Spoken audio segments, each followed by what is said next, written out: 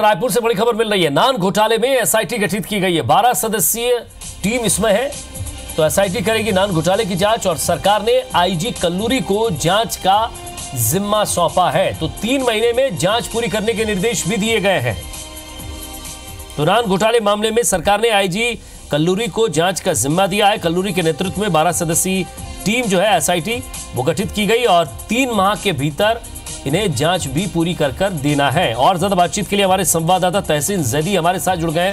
तहसीन, जिस तरह से नान घोटाले को लेकर एक बार फिर से कांग्रेस सरकार जब से आई थी तब से ये बात चल रही थी कि वो इस घोटाले पर फिर से जांच करेगी। एसआईटी गठित हो गई है और कल्लूरी को ये जिम्मेदारी दी गई है। कल्लूरी जिसको लेकर बीजेपी भी कई बार सवाल उठा चुकी है कि जिस ऑफिसर के लिए कई बार कांग्रेस इतनी बड़ी बातें कह चुकी है उसी को ये जिम्मेदारी दी गई है। आखिर कांग्रेस सरकार चाहती क्या है?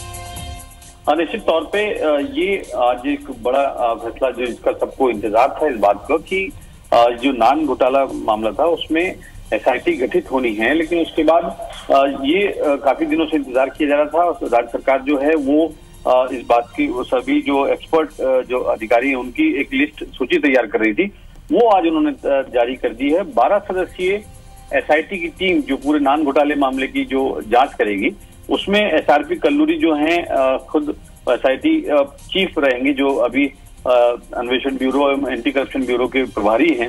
उसके अलावा नारायणपुर के जो पुलिस अधीक्षक हैं आई कल्याण एलेसेला, उनको भी इसमें रखा गया है। इसके अलावा सबसे पुराने एक एडिशनल एसपी हैं एसीबी मनोज कुमार खिलाड़ी, जो एसीबी में काफी दिनों से हैं, उनको रखा गया है। उसके अलावा उनेजा खातून अंसारी जो एडिशनल एसपी जसपुर की हैं, उनको भी एसआईटी में यहाँ पे रखा गया है। इसके अलावा ईओडब्ल्यू से ही विश्वास चंद्राकर हैं जो डीएसपी हैं, उनको इसमें रखा गया है। उसके अलावा अनिल बख्शी हैं जो एबी डीएसपी हैं, ईओडब्ल्यू से ही हैं। और उसके अलावा सीआईडी से टीआई एलएस कश्यप को इसमें एसआईटी में शामिल किया गया है। इसके अलावा एसीबी में काफी समय से ब्रजेश तिवारी हैं, टीआई हैं, इनको भी इस टीम में रखा गया है। इसके अलावा रमाकांत साहू हैं, ये भी टीआई हैं एसीबी रायपुर में ही। मोतीलाल पटेल ये भी टीआई हैं। इसके अलावा फरहान कुरैशी ये भी निरीक्षक ईओडब्ल्यू के हैं। और इनके साथ में एक सेवानिवृत्त जो उप संचालक सदस्य रहे हैं, विधि विशेषज्ञ हैं के रूप तौर पे रहेंगे, वो एसएन चतुर्वेदी। तो इस कुल मिला के ये 12 लोग हैं जिनको एसआईटी में शामिल किया गया है। और राज्य सरकार ने आज ये एसआईटी यहाँ पे गठित की है और सब इसका पूरा जो जिम्मा है वो कल्लूरी को है दिया है। और अभी इसमें ये बात सामने आई है कि कोई समय सीमा भी तय की गई है कि 3 महीने के अंदर इसमें जो पूरा जो जांच है वो कंप्लीट करके इसमें देनी है। निश्चित तौर पे एक बड़ा चैलेंज ये एसआईटी के सामने अभी यहाँ पे है और ये देखने वाली बात होगी कि तहसीन, कांग्रेस 11 बिंदुओं पर विचार करने की बात कर रही है। उनका कहना है कि वो 11 बिंदु जिस पर अभी तक जांच नहीं हुई है और उन्होंने जो एसआईटी को गठित किया है उसके लिए 11 बिंदु तय किए गए हैं। अलग अलग प्रकरण है, कैसे कहाँ किस अधिकारी को क्या जिम्मा दिया गया, के बारीकी में कंप्यूटर से बरामद 127 पन्नों में अवैध लेन देन का विवरण होना दर्शाया गया और 127 पन्ने कार्यालय में रखे गए। अपराध में इन पन्नों की विवेचना नहीं की गई।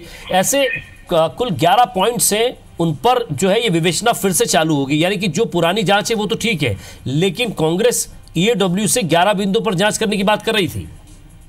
जी देखिए, ये जो 11 बिंदुओं की जो बात अपना राज्य सरकार इस बात की कर रही, कांग्रेस पार्टी जो बात कर रही थी उनपे 11 बिंदुओं पे बात ही नहीं हुई, जांच ही नहीं हुई। तो कुल मिला के और जो समय सीमा जो दी गई है उसमें, क्योंकि अब इसमें फिर से नए सिरे से ही इसमें एक तरह से जो एसआईटी है वो सभी उन लोगों से पूछताछ फिर से करेगी जिनके बयान हो चुके हैं, जिनमें क्योंकि कई बड़े इसमें जो दस्तावेज हैं उसमें काफी बड़ी संख्या में दस्तावेज यहाँ पे बनाए गए थे, उनकी इसमें जांच करना है। तो कुल मिला के ये 3 महीने का जो समय है, तो निश्चित तौर पे क्योंकि ये सिर्फ धरातल पे अगर इसकी देखें वास्तविकता, तो 3 महीने का समय जो है वो काफी कम होता है, खासतौर से इस तरीके की दोबारा जो जांच होती है और जो दस्तावेजों की स्टडी करना। और कुल मिला के जो ये 12 सदस्य हैं, अगर ये दिन रात भी अगर ये काम करेंगे तो निश्चित तौर पे कहीं ना कहीं अगर जानकारों की अगर बात माने तो 3 महीने का समय जो है वो काफी कम यहाँ पे नजर आ रहा है। जी।